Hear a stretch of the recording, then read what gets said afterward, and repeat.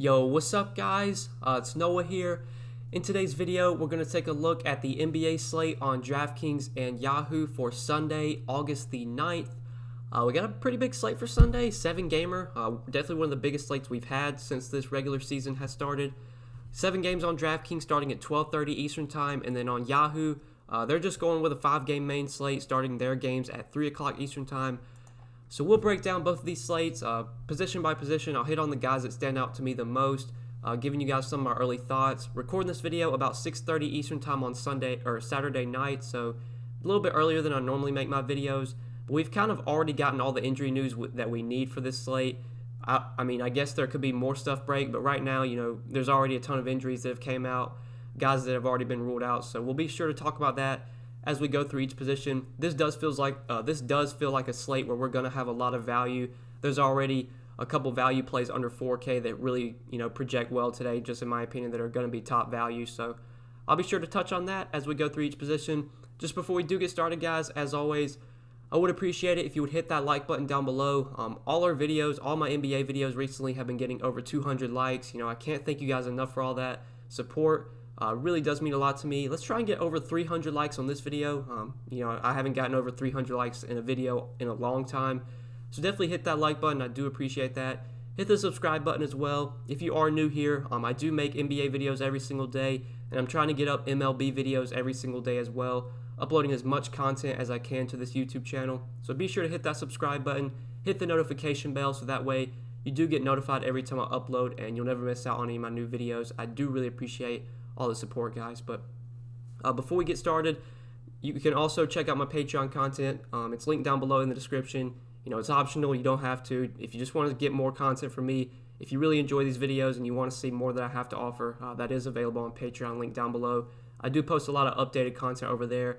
As injury news breaks throughout the day, especially with a sport like NBA, there's constantly stuff is changing throughout the day. So updates are really crucial. I do provide a lot of updated stuff over on Patreon. But yeah, guys, let's go ahead and take a look at this slate. So we will start off at point guard. Look at the two guys we have today, 10K and above. You got James Harden at 11,300 against the Kings, and Damian Lillard at 10K against the Sixers. So James Harden is clearly the top play for me, at point guard today and just on the slate in general. We already know that Russell Westbrook is going to be out, so you just play James Harden when Russell Westbrook's out. It's pretty simple. I mean, you look at the numbers. I don't even need to pull these up because you guys know that Harden has insane numbers with Westbrook off the floor. But we'll just pull them up, real quick so you can see. And these are with Clint Capella off because, Clint Capella is not on the team anymore, so let me take him off the floor as well. Because he was a guy, when Capella was off the floor, that was a boost for James Harden as well. So both Capella and Westbrook off the floor this season. James Harden, he's played about 600 minutes, 44.8% usage rate, averaging 1.85 fantasy points per minute, 45.4% assist percentage. Literally, some of the best numbers you'll see. Those are like what Giannis puts up. So it's hard not to like James Harden. The price came up to 11,300, but that's not enough. I mean, last game without Westbrook against the Lakers, Harden played 36 minutes, had 74 Draftkings points. And I watched a lot of that game, and he didn't even look like he was trying. I mean, he was just going out there and just scoring with ease. I mean, nearly triple-doubled with ease, it seemed like. So at 11.3, Harden's still, underpriced. He should be like 12K, even more than that, I think. At least make it somewhat of a, choice. Should I pay up for Harden?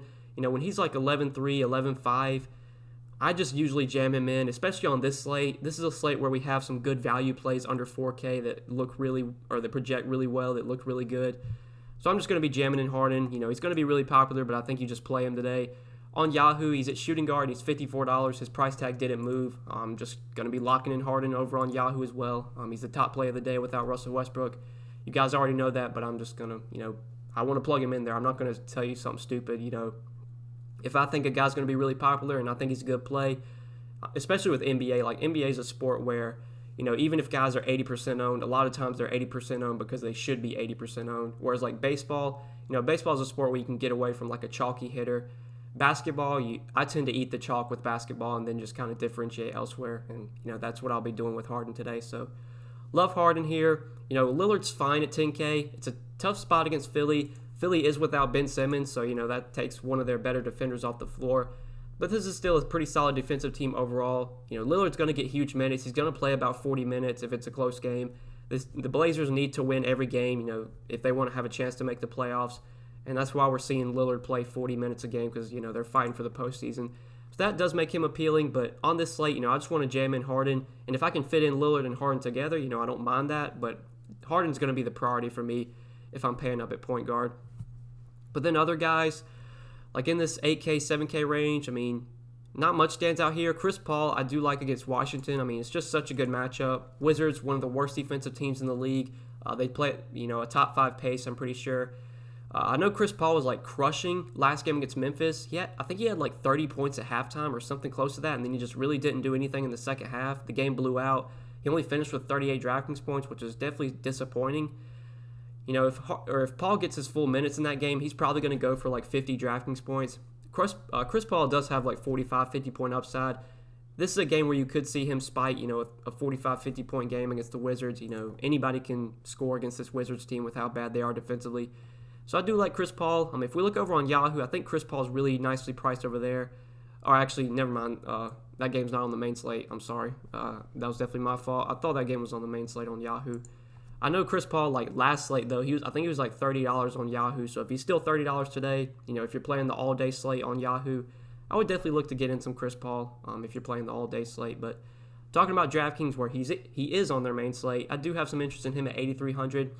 I like De'Aaron Fox a lot, though, for a little bit cheaper. I think I do prefer Fox straight up over Paul, given the savings. This is a fantastic spot for De'Aaron Fox. Pace-up spot against the Rockets. Very fast-paced team. Rockets playing at the 4th fastest pace in the league. Fox just looks so good as of late. I know he was disappointing against Brooklyn last game. He was really popular on that slate. Only played 32 minutes, just 35 Draftkings points. I would expect a bounce-back game here from him today.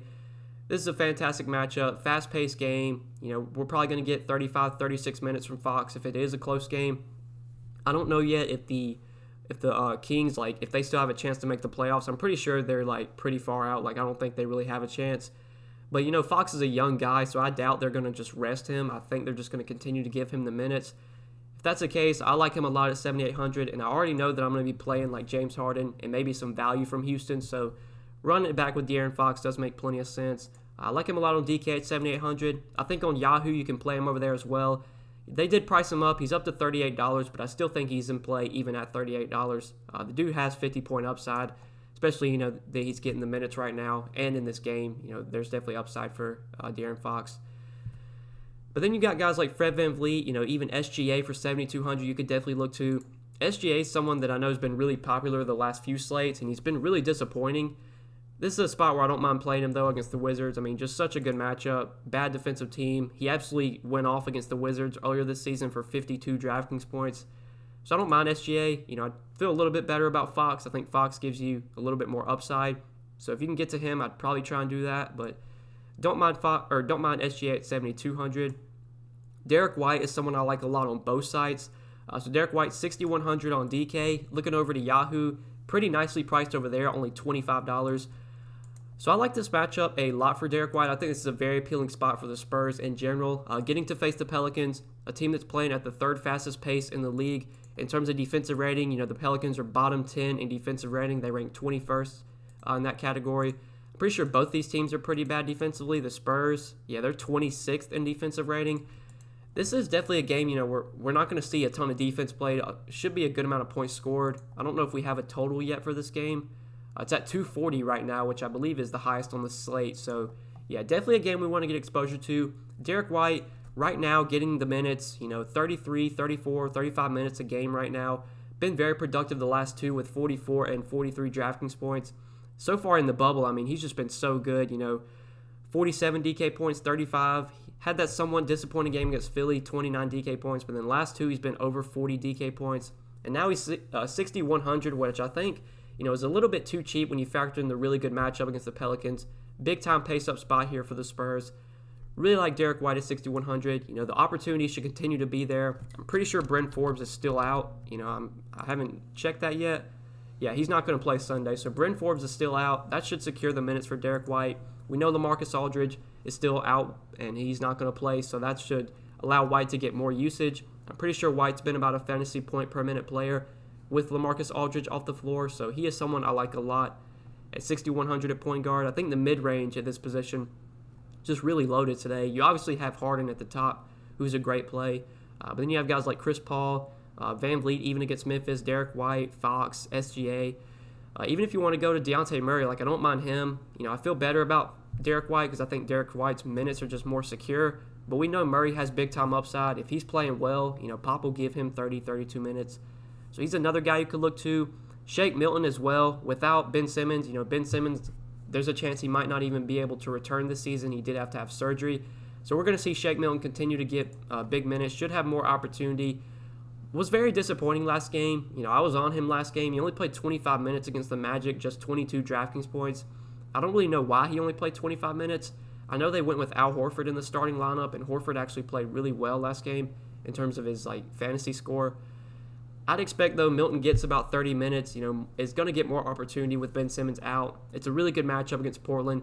For 5,100 or 5,400, I do have interest in him.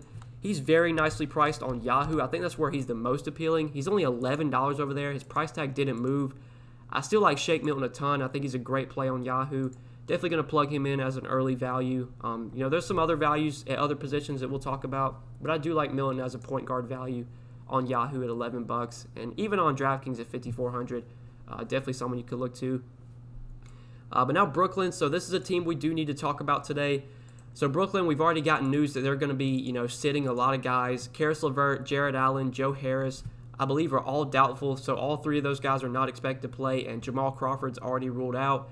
So we're kind of getting the same scenario that we got a couple games ago when they played the Bucks. We saw them start, I believe they started Tyler Johnson, Garrett Temple, Kurucs, TLC, I said THC again, TLC, and then I can't remember who was the other guy who started. I know it was those four, though. Kurucs, TLC, Temple, Johnson. I can't remember if Chris Gioza started or not, or maybe it was like Lance Thomas. One of those two guys got the start. But, yeah, we saw them play. So none of them played like huge minutes. They all played about 30 minutes. Tyler Johnson got 27 minutes in the starting lineup. He put up 21 DK points. Garrett Temple actually had a pretty good game with LeVert and Allen both out against the Bucks. 26 minutes and 37 DraftKings points. Chris Gioza played 31 minutes, had 29 DK points. And then we saw Kurucs get the start at center, played 29 minutes and had 22 DraftKings points. TLC, he played 31 minutes. He was, one of the best producers, I guess, 33 DraftKings points. All these guys are pretty cheap today. Johnson is 5,400, so he's not that cheap. But everyone else besides Johnson and Temple is under 5K. You got Chioza for 4,600, Kurucs for 4K, TLC for 3,900. And even the bench guys you can maybe consider. I doubt I really go to them, but they could be somewhat interesting. But I did want to mention the Nets because they're resting so many guys today. We could just see a scenario like we saw last game where just everybody plays about 25 minutes. Nobody gets like massive minutes. Looking at these guys, Tyler Johnson specifically, just because we're at point guard, we'll talk about him real quick. At 5,400, I don't think you need to go there on DraftKings. I think I would rather play Milton at the same price tag. If you were going to play Tyler Johnson, I would definitely play him on Yahoo. If we look over to Yahoo, he's still minimum salary. He's just $10 at shooting guard. And I'm pretty sure like all the Brooklyn guys are like minimum salary. So Garrett Temple's $14, TLC is $11, and then everyone else is $10. So you definitely have some value from Brooklyn over on Yahoo. I do like targeting them there. Now, obviously, this is a game where they could just get absolutely blown out against the Clippers. But because they're so short on guys, like you could see players like Tyler Johnson, maybe even TLC, maybe Chioza. These guys might still play even if it's a blowout. So at 5,400 for Johnson, he's fine. I think I'd rather go to Milton, but he's going to have more opportunity today without Karis LeVert, without Joe Harris, without Jared Allen. Definitely going to be more usage to go to a guy like Tyler Johnson. Ish Smith coming off a huge game last game against the Pelicans, 49 DraftKings points in 32 minutes. Price tag came up a little bit to 5,200. Much tougher spot here against OKC. I think I'll let everybody else chase that big game from Ish Smith. He's got upside now that he's getting starters minutes at around 30 minutes, but not a guy you expect to go out there and put up almost 50 DraftKings points. Normally, Ish Smith is going to play about 30 minutes and get you about 25, 30 DK points, which is fine at 5,200, but, obviously not a necessity. Now, Shabazz Napier, I believe he's questionable. Oh, no, he's actually probable. Okay, so I was going to say, if Napier were to be out, then I would have a lot more interest in Ish Smith, but Napier is probable, so he's expected to play. But yeah, I think that's probably it for point guard plays for value here. I think we covered everything in this position. Let's go ahead and move on to shooting guard. So running through shooting guard and just hitting on guys I haven't talked about. There's not much at the top here that I like. I think Drew's overpriced at 9,100, especially now that Zion is going to be back. CJ McCollum for 7,800, you could go to, but I think I'd rather play De'Aaron Fox at the same price. I'd rather save money and play Derek White. Honestly, I think I'd rather save and play like Van Vliet or SGA. So I don't really see myself going there. Now, Troy Brown's someone I've been playing a lot recently. I like him again today. Got huge minutes last game against the Pelicans, 38 minutes, 46 Draftkings points. You're going to see him play 36, 38 minutes a night as long as it's a close game and he's not in foul trouble. This isn't the best spot against OKC, much tougher matchup than what he had last game against the Pelicans, but he's still pretty appropriately priced at 5,800. There's still upside for him at that price. I don't think he's going to be a core play for me today like he has been the last few slates, especially because we do have some good value at other positions. But, he's definitely going to be in my player pool. If I play multiple lineups today, I will for sure have exposure to Troy Brown. So two guys I liked quite a bit last slate that kind of disappointed were Evan Fournier and Terrence Ross. I thought with Aaron Gordon and Jonathan Isaac both out, we would see, both these guys put up pretty big games. Fournier was all right. He played 34 minutes, had 30 Draftkings points. Terrence Ross was a big disappointment, though. Only played 26 minutes, just 12 Draftkings points. Against Boston, I don't think I need to go to these guys today. But because I don't play them, they're probably going to go out there and both put up like 40 DK points. But I think there's better plays out there. I'd rather get to Derek White in a much better matchup over guys like Fournier and Ross. I'm pretty sure Gordon is still out. Let me just confirm that real quick. So he is, okay, he's questionable. So, if Gordon plays and I'm going to be off these guys completely, I could see sprinkling them in, though, if Gordon's out again, just because there's going to be more usage and more opportunity for both Fournier and Ross. Bogdanovic, definitely someone you can consider. Just getting big minutes right now, 37, 34 minutes, been really productive the last two with 49 and 38 Draftkings points. Really good matchup for him here against Houston. Same reason I like De'Aaron Fox is the same reason I'm going to like Bogdanovic. I like him at 5,300. I do prefer him over guys like, Ross, Johnson. I would definitely play him over Johnson, but like Ross, Fournier, Johnson, I'd play Bogdanovic over all those guys. If I can get the salary, though, if I can find $800 and get up to White, I think I'd rather get to White, though, over Bogdanovic. But then talking about guys 5K and below, if we're looking for cheap values, Josh Richardson, someone, that I thought was going to perform well last game with Ben Simmons out. He got the minutes, played 34 minutes, but was terrible for fantasy. Just 9 Draftkings points. Shot 16% from the field and 20% from 3. Obviously, that was a big reason he sucked so bad. But still, at 4,900, there's just better value that we're going to talk about, so I don't really need to go to Jay Rich today. I think that's probably it for shooting guard, though, in terms of value options, cheap plays. I guess with Russell Westbrook out, you can definitely go to Ben McLemore. He did start last game with Westbrook out, and it was pretty good. Played 30 minutes, had 33 Draftkings points. The price tag came up a little bit to 3,800, but he's still, under 4K, still viable at that price. So I don't mind him if you're going to go cheap at shooting guard. But yeah, let's go ahead and look at small forward now. So at the top here, we do have Kawhi Leonard for 9,300. He's listed as out on Draftkings right now, but that's just because I'm recording this video, a little bit earlier than normal. I expect Kawhi plays today. He rested on Saturday on the front end of a back-to-back. I think there's a good chance we see Paul George rest today, because Kawhi rested Saturday. There's a good chance we see George sit out today. If George were to sit, I would have more interest in Kawhi. But I think one thing that's very concerning is that none of the starters played in the fourth quarter for the Clippers. I'm pretty sure Paul George, he never touched the floor in the fourth quarter, and it was a close game on Saturday. We saw the Lakers do that. We saw the Nuggets do that the other day. I think we're definitely going to see a lot of these teams, sit their starters in the fourth quarter just because they don't want to risk any injury, which, I don't really understand. You're letting these guys play the, 3 quarters. Why not just let them finish out the game? I don't really understand that. But, yeah, Paul George, or Kawhi Leonard specifically, assuming he plays today, which I assume he will, I don't have a ton of interest in him at 9,300, especially because there's some risk here with, how many minutes does he play? Will Doc Rivers sit him in the fourth quarter? If Paul George winds up resting on the back-to-back, then, that would make me more interested in Kawhi. But for now, I'm going to just leave these guys out of my core. Maybe I'll make some changes and I'll post some updates over on Patreon. But for now, if I'm paying up for a guy, it's going to be James Harden for sure. And, there's enough value you could get Harden and Kawhi together if you wanted to, but probably not something I do. Tobias Harris, 8,700. He feels way too expensive, but, he had a big game last game with Ben Simmons out. Played 40 minutes, had 49 DraftKings points. I like the matchup a lot against Portland, but I don't think I can pay nearly $9K for Tobias Harris. I just think that's too much. Normally this is a guy that's getting you about 35, 40 DraftKings points. I don't expect him to go out there and get you 50 DK points, and even if he does, that's really not great for 8,700. Like, you need 50 plus for him to be even like a good play, a guy you need to roster. Like, you can get away with not playing Harris at 8,700. He's just a little bit too expensive. DeMar DeRozan, I do like him quite a bit though. Here at small forward, 8K against the Pelicans, very favorable matchup. Obviously, like we talked about, Pelicans are a bad defensive team. They play at a very fast pace. Without LaMarcus Aldridge, DeRozan should continue to get more usage and more opportunity.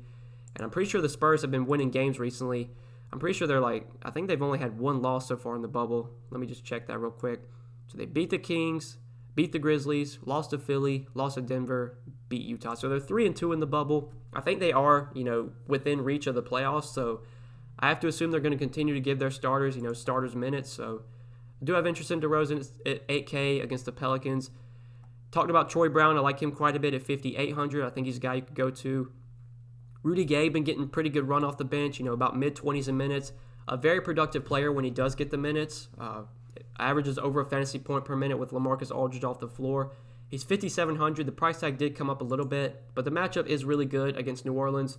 So I don't mind Rudy Gay at 5,700 if you want to go there. I would prefer Troy Brown just straight up, but, you could play both those guys if you wanted to. You got Bogdanovich, who I like, for 5,300. You could go to him. Gary Trent Jr. been just playing out of his mind recently. Been incredibly hot from the field, which I don't know if it's going to continue. He's not going to continue to shoot 60% from three and 50% from the field, but he's getting huge minutes, and that's the main reason I want to play him. I think he's in plays because of the minutes. 5K, that's an expensive price tag for Gary Trent, but if he's going to continue to get 34 to 36 minutes, even at 5K, he can pay off that salary in 36 minutes.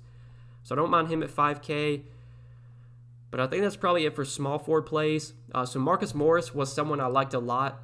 Saturday once Kawhi got ruled out.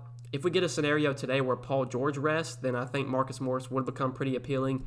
He had a decent game. It could have been much better. I don't think he played in the fourth quarter at all. That might be a mistake. I don't think he did, but got 32 minutes regardless. 28 DraftKings points. It was a solid game for Morris. Could have been better, though, if he would have got fourth quarter run.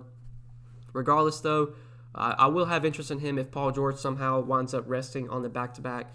Definitely will be keeping my eye on that. But and then you got TLC and Macklemore you can play as values under 4K that I do like. But yeah, let's go ahead and move on to the power forward position. So looking at power forward here, you got Nurkic at the top for 8,900. So Nurkic is a guy that I do like quite a bit. The matchup is tough against Philly, but Nurkic is just such a productive player. He's so good for DFS. Been over 40 DraftKings points in 5 straight games. Played at least 29 minutes in every game, so the minutes are secure for Nurkic right now. I know that Whiteside did not play Saturday, but I didn't think that was going to have much of an effect on Nurkic anyway. Nurkic played 33 minutes on Saturday with Whiteside out. The game before that, he played 35 minutes with Whiteside in, so regardless of if Whiteside's in or out, Nurkic is going to get, his 32 to 34 minutes. He's an incredibly productive player. He's a high-usage player. Even against Philly and against Joel Embiid, Nurkic can still go out there and drop 50 fantasy points pretty easily. I do like him a lot on Yahoo. If we look over here, he's $39. I think if I'm going to pay up at center, obviously you could go to Joel Embiid on the other side, especially without Ben Simmons. He does get a bump. He was very disappointing last game, though, with Simmons out. Only put up 38 fantasy points in 37 minutes. I would expect him to bounce back here. But Embiid is pretty expensive on Yahoo. He is $50. So you're getting some nice savings dropping down from Embiid to Nurkic. I think I do prefer Nurkic given the $11 in savings over Embiid. And I think, given that Nurkic is 39, Vooch is 38, I think I would definitely go with Nurkic over Vooch. He just gives you such a high floor. Now that the minutes are there, now that he's playing, 35 minutes, close to that a game, 40 DraftKings points is almost like Nurkic's floor. If he gives you a 40-point game, you're kind of upset with that. Even if he gets you a 50-point game, you feel like, man, he could have done more because, this is a guy that can you watch him play, he just does everything. When a shot goes up, he's running to the basket to grab the rebound.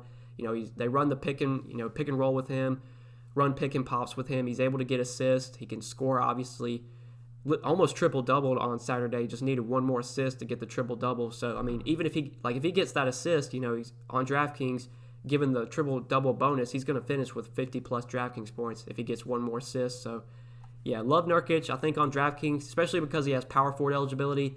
That makes him very appealing. And then as one of the more expensive centers on Yahoo, I do like paying up for him over there. I think he is a really good play on Yahoo. Like, I would definitely prefer Nurkic over guys like Harris, Ingram, Siakam, probably even DeRozan as well. Like, if I'm going to pay up at power forward, Nurkic is for sure the guy that I like the most.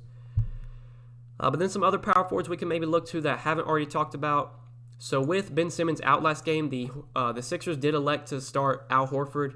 They moved everybody down, so they went with Milton, Richardson, Tobias Harris, Horford, and Embiid. That was their starting lineup. And Horford was pretty productive. It's kind of surprising. His numbers with Joel Embiid on the floor are pretty bad. Like, he's not a very productive player when he plays alongside Embiid, but he was productive last game, had 37 DraftKings points in 30 minutes. The price tag's expensive, though, at $6,500. I don't need to go to Al Horford at that salary. Let me see what his price is on Yahoo. He's $22 over there. Like, if you're going to play Al Horford, I'd probably just play him on Yahoo at $22. I think that's where I like him the most. But other power forwards, you got some guys here I've already talked about, like Rudy Gay you could play. For guys for value, I mean, Brandon Clark is someone I've had interest in the last few slates without Jaren Jackson Jr., but he's just been so bad. 27 minutes, 20 minutes. He went back to the bench last game, which I thought honestly might help him, and he was still bad, just 21 DK points. So hard to consider him, a good value when he's just not producing right now, and the price tag's not going down. He's still $4,900. I guess if, Zach Collins, someone you could consider, but he's another guy that's just been bad, just not doing anything for fantasy, not paying off his price, so really don't even want to go to him. Like, even if Whiteside's out again, I probably doubt I go to Zach Collins. But, if Paul George sits on the back-to-back, then you could definitely go to Marcus Morris. I think Harrison Barnes is coming off a couple of good games. He's getting big minutes, pace-up spot against Houston. Someone you could look to for value. But I think that's probably it for power forward value plays. And then obviously you have TLC that you could play today with all the injuries to Brooklyn, with how many guys are going to be out for them. I expect TLC probably starts and gets about 30, 32 minutes. And at $3,900, he's a viable, cheap option. But let's go ahead and run through center real quick. Just look at the center position at the top. This is definitely a position that has some great value today that we're going to talk about. But starting off at the top, you do have Embiid for 10-6 against Portland. I don't mind Embiid here. I don't think he's going to be a priority for me, though. I think I'd just rather spend my sal. Like, I'm definitely going to be jamming in Harden. And then I think some of those, like, 6K, 7K guards, 8K guards are guys I like a lot today. I don't know if I'm going to go like Harden and Embiid. I don't think that's the way I'm going to go. I'd rather save, almost $2,000 and play Nurkic over Embiid today. That might be a hot take, but, Nurkic is a guy that can go out there and just outproduce Embiid, can get 50, 55 DK points. So I prefer him.